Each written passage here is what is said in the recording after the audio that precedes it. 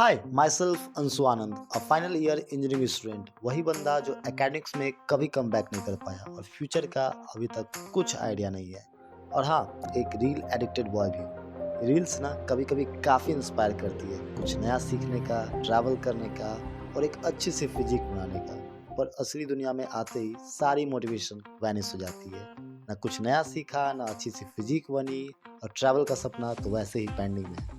फिर एक दिन सुना कि दुनिया का सबसे बड़ा रिलीजियस गैदरिंग हो रहा है, कुंभ मेला, प्रयागराज में, और पटना से सिर्फ 400 किलोमीटर दूर।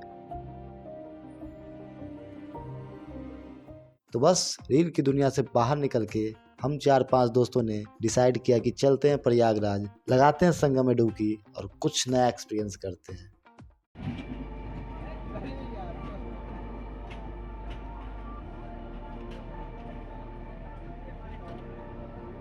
रात के 11 बजे हमने पटना से ट्रेन बोर्ड की और जो हालत हुई ट्रेन में वो यादगार है। एक क्राउडेड कंपार्टमेंट जहाँ 7 घंटे का सफ़र हमने खड़े खड़े भीड़ के बीच गुजारा, बिल्कुल बिना सोए।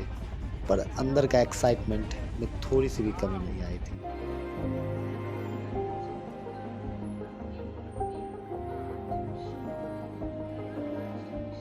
सुबह स्टेशन पहुंचने के बाद पता चलता है कि संगम स्थल अभी भी 10 किलोमीटर दूर है। पहले 5 किलोमीटर का स्ट्रेच तो हम लोगों ने ई रिक्शा से कवर कर लिया, बट बचे हुए 5 किलोमीटर हमें पैदल चलना था क्योंकि पब्लिक ट्रांसपोर्ट बंद थी।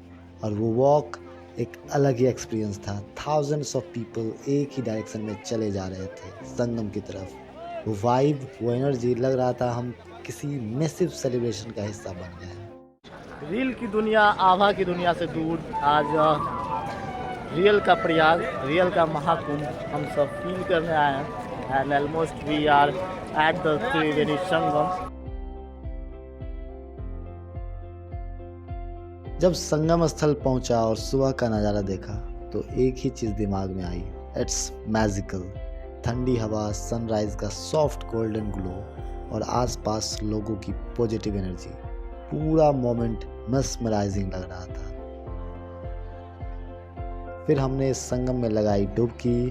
पानी इतना चिल्ड था जैसे आइस बात ले रहा हो। एक मोमेंट के लिए सांसें रुक गई थी, पर उसके बाद जो रिफ्रेशमेंट और कामनेस फील हुई वो अनबीटेबल थी।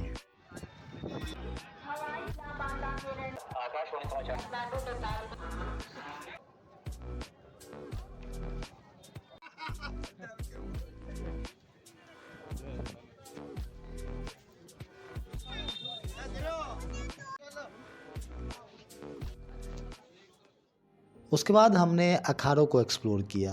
बड़ी अलग दुनिया थी वो, वाइब्रेंट एंड कलरफुल। बाबाओं का दर्शन हुआ वहाँ पे।